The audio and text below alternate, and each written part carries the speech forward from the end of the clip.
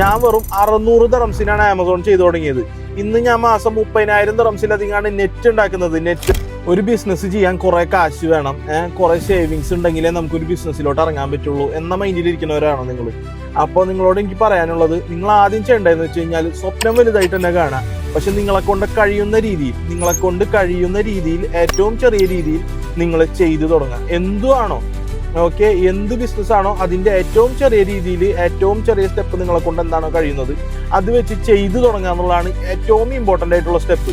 നിങ്ങളത് ചെയ്തു പോകും തോറും നിങ്ങളുടെ അതിൻ്റെ അനുസരിച്ചിട്ടുള്ള നിങ്ങളുടെ സോഷ്യൽ സർക്കിൾ വ്യത്യാസം വരും, നിങ്ങൾക്കുള്ള കോണ്ടാക്ട്സ് വ്യത്യാസം വരും, നിങ്ങൾക്ക് ഇൻഫോർമേഷൻ കിട്ടിക്കൊണ്ടിരിക്കും, നിങ്ങൾ പഠിച്ചുകൊണ്ടിരിക്കും. ഒരിക്കലും നിർത്താതിരിക്കുക. പല ബുദ്ധിമുട്ടുകൾ അതിൻ്റെ ഇടയിൽ വരും. ബിസിനസ്സുകളെല്ലാം അങ്ങനെ തന്നെയാണ്.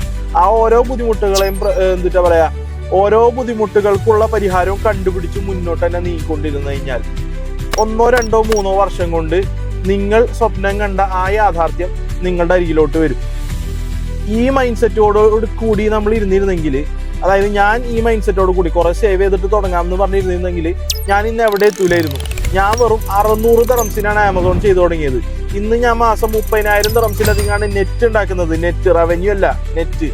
അപ്പോൾ ആ ഒരു അവസ്ഥയിലോട്ട് എന്നെ എത്തിച്ചത് ഒരൊറ്റ കാര്യമാണ്. ഇത് ചെയ്യാൻ വേണ്ടി അങ്ങോട്ട് വല്ലി വരനോടത്ത് വെച്ച് കാണാന്നുള്ള മോഡിൽ ഇറങ്ങി നിർത്താതെ ചെയ്തുകൊണ്ടിരുന്നു.